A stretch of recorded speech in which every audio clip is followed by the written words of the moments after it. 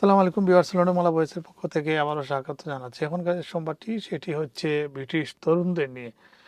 বর্তমানে প্রতি ১০ জনের মধ্যে একজন তরুণ বেনিফিটের উপর নির্ভরশীল হয়ে পড়ছেন। প্রায় ৬.৫ লাখের উপরে তরুণ ইউকেতে বেনিফিট নিয়ে থাকেন, যাদের বয়স ৩০ বছরের মধ্যে। প্রায় ৪২০ পাউন্ড করে প্রতি মাসে তারা এই বেনিফিট ভাতা পেয়ে থাকেন।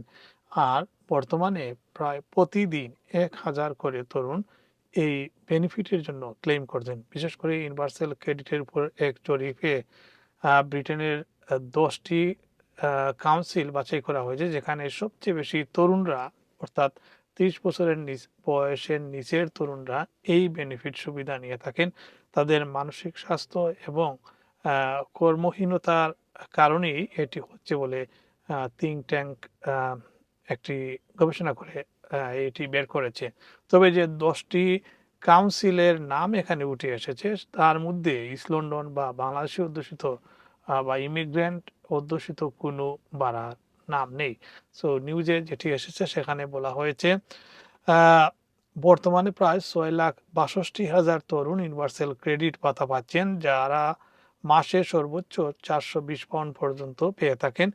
এই সুবিধাভোগী বড় অংশ কয়েকটি নির্দিষ্ট এলাকায় মধ্যে। সবচেয়ে বেশি তরুণ বেনিফিট যে কাউন্সিলের, সেটি হচ্ছে হার্টফুল এলাকা। সেখানে ১৮ থেকে ২৯ বছর বয়সী ১৫.৪% তরুণ কাজের বাইরে থেকে সরকারি সহায়তা নিচ্ছেন। এরপর রয়েছে ব্ল্যাকপুল, সেখানে ১৪.৩% তরুণ এই বেনিফিট নেন। এরপরে রয়েছে কেন্টের থানেট।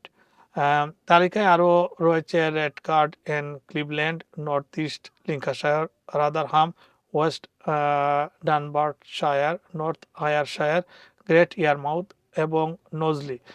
বিশ্লেষকদের মতে ২০১৯ সালের তুলনায় বর্তমানে যুক্তরাজ্যে কর্মহীন মানুষের সংখ্যা প্রায় ৮ লাখ বেড়ে ২৮ লাখে পৌঁছেছে। এর মধ্যে উল্লেখযোগ্য হচ্ছে তরুণ জনগোষ্ঠী। সাবেক ব্রিটিশ প্রাইম মিনিস্টার টনি ব্লেয়ারের থিঙ্ক ট্যাঙ্ক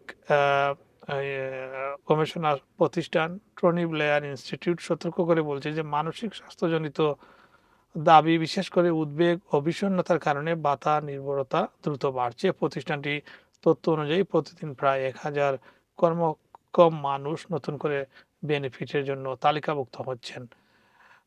জনমত জরিপ সংস্থা ইউগুবের এক জরিপে দেখা গেছে যুক্তরাজ্যের অধিকাংশ আসনে ভোটাররা মনে করেন যে কল্যাণ বার্তা অতিরিক্ত সহজ এবং এতে অপব্যবহার ঠেকাতে যথেষ্ট ব্যবস্থা নেই। অর্থাৎ বেনিফিট ব্যবস্থা খুবই সহজ, যেটি ঠেকাতে সরকার ব্যর্থ হচ্ছে। তবে যুক্তরাজ্যের department for work and pension জানিয়েছে সরকার বেনিফিট সংস্কারে প্রতিশ্রুতিবদ্ধ। সরকারের দাবি, নতুন পদক্ষেপের মাধ্যমে